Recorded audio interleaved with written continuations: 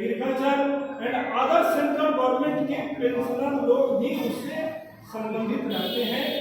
और वैसे सर्वोच्च मंच पर आज हमारे पूर्वोत्तर रेलवे पेंशनर एसोसिएशन को इतना बड़ा स्थान मिला है, और वह स्थान मिलने का, वो प्राप्त होने का, वहां परचम लहराने का श्रेय जिन 3 महान व्यक्तियों को है वो हमारे सामने उपस्थित है। आप लोग जानते हैं, हमारे कार्यकारी अध्यक्ष श्री रमन साहब, महामंत्री ए.के. कोहली साहब और मुनीलाल गुप्ता जी, तो वैसे भी उनकी तो गिनती अनंत गिनती है, उनको तो हम कैसे विभूषित करें हम नहीं सोच सकते, जिन्होंने वहां ऐसी पद प्राप्त की है। भारत पेंशनर समाज के अंदर प्रबंधक समिति के अंदर हमारे मुनीलाल गुप्ता जी को एक सदस्यता मिली है। जब भी वहां मैनेजिंग कमेटी की बात होगी, जब भी कोई उस पेंशनर समाज को एक्शन लेने की बात होगी, तो इनकी बातों का महत्व रखा जाएगा और इनसे राय ली जाएगी। तो हमारे बीच में तीनों महान विभूतियां उपस्थित है। पहले तो इनके स्वागत में हम लोग जोरदार ताली बजाएं।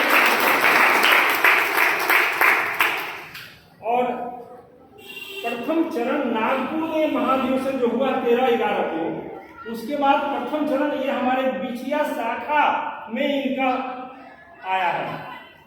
ये मीटिंग की शुरुआत और उन लोगों का आगमन, तो उस तीर्थ स्थल से आकर के सबसे पहले इन लोगों ने अपना हमारे शाखा में रखा। तो इस उपलक्ष्य में इन तीनों का स्वागत तो होना ही चाहिए। तो मैं अनुरोध करता हूँ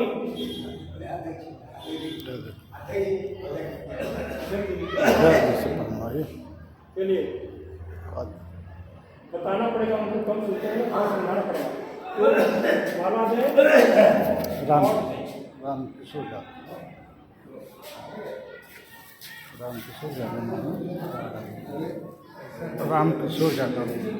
राम किशोर यादव नाम है, मुनीलाल यादव। जो हमारे विषय ब्रांच के अध्यक्ष हैं राम किशोर यादव जी, हमारे विषय ब्रांच के अध्यक्ष राम किशोर यादव जी, उनके द्वारा हमारे विषय शाखा के अध्यक्ष राम किशोर यादव जी के द्वारा माल्यार्पण श्री मुनीलाल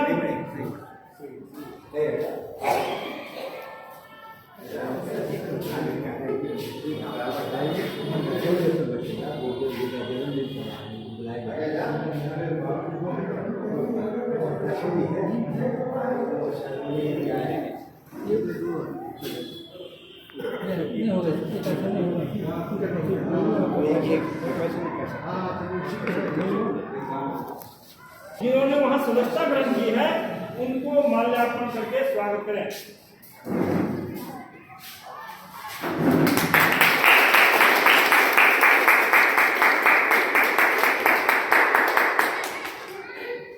थोड़ा सा परिचय मुनीलाल गुप्ता जी का। नरमू में मैं बहुत एक्टिव रहा हूं और इनके साथ कई बार मेरा विचार होता रहा है, तथा PNM में भी कभी कभी साथ हुआ है, तब से मैं जानता हूँ। आज हमारे पेंशनर एसोसिएशन में जुड़े हुए हैं, मेरा हृदय, मेरा कलेजा इतना बुलंद हो गया है कि मैं सोचता हूँ कि एक महान विभूति पहले तो रमन साहब थे, दूसरी महान विभूति वो जुड़ गए, और कोहली साहब का तो योगदान की तो भाई प्रशंसा, अति प्रशंसा। इन्होंने शुरू से ही इस हमारे पूर्वोत्तर पेंशन एसोसिएशन को इतना बल दिया है, और ये तीनों नागपुर महाधिवेशन में गए हुए थे और आज लोग के हमारे बीच में पधारे हैं। तो अब मैं तो अब हम 10 सूत्री में से एक थोड़ा संक्षेप में 1-2 बातें करना चाहते हैं। हमारी पूर्वोत्तर पेंशन एसोसिएशन का जो प्लेटफॉर्म है वो इस उद्देश्य से है कि पेंशनरों के बीच में भाईचारा की स्थापना तथा समस्याओं का निराकरण, और इसका सही उपयोग कैसे होगा? जब हम एकता बनाएंगे, जब हम आपस में एक दूसरे से मिलते रहेंगे, जब हम एक दूसरे की समस्याओं को सुनेंगे। ये तो आप लोगों को सबको मिलकर करना है। सिर्फ पदाधिकारियों के बल पर कोई संगठन नहीं चलती, इसीलिए आप लोग अगर ये सोचते हैं कि जो इसमें पदाधिकारी है वही सब कर ले, तो असंभव है। तो आप लोगों से भाईचारा स्थापित करने के लिए हमें इस बात की उम्मीद है कि इस बात पर ध्यान देंगे। दूसरी, आप लोगों को न्यूज मिलता जा रहा है और इस न्यूज पर हो सकता है हम लोग को भी हो सकता है क्या संभवतः बिल्कुल यह सफलता मिलेगी। जैसे 13 वर्ष किसने किया है, गुजरात राज्य ने 15 वर्ष से जो पेंशन वापस आती थी बेची हुई वो 13 वर्ष में कर दिया। हिमाचल प्रदेश ने 5, 10, 15 और परसेंटेज बढ़ाते हुए 65, 70, 75 में कर दिया। वो भी आपको पहले से थोड़ा बहुत मिलना शुरू हो गया। तेलंगाना और एक और राज्य है वो पहले से कर चुका है।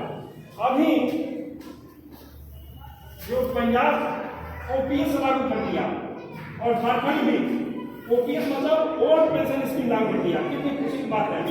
तो अब हम लोग के जो संसदीय समिति है 30 सदस्यों की, उस समिति ने भी हमारे बहुत सारे मांगों को समर्थन दे रखा है और टेबल में लिख रखा है। ये हमारे एजेंडा में है, पेंशनर एसोसिएशन के एजेंडा पर भी बहुत सारे पॉइंट हैं। तो इन सब बातों की जानकारी आपको इसलिए दी जा रही है कि पेंशनर एसोसिएशन के महत्व को समझें। अगल बगल जो भी भाई रिटायर कर रहे हैं बाद में या पहले से रिटायर किए हैं उनसे मिलिए, उनको सदस्यता बनाने के लिए आप उनको प्रेरित करें। नहीं भी सदस्य बनते हैं तो मीटिंग में तो पकड़ के ले आइए। जब ये सुनेंगे हम लोगों की बात को तो उनको समझ में आएगा कि भाई ये तो बड़ा महत्वपूर्ण जगह है और हमारा परिवार अब पेंशनर है और कोई परिवार नहीं है। ये आप जान लीजिए, आप लोग खुद महसूस करते होंगे कि घर में कितनी इज्जत मिलती है और कौन कितना मदद करता है। और एक पेंशनर परिवार आपके मदद के लिए दिन रात एक करके बहुत कुछ कर रहा है। तो विशेष समय न लेते हुए, क्योंकि अभी बहुत कुछ है, मैं निवेदन करूँगा हम अपने मंगीलाल जी से कि थोड़ा सा अब शब्दों में वहाँ का अनुभव सुना दें।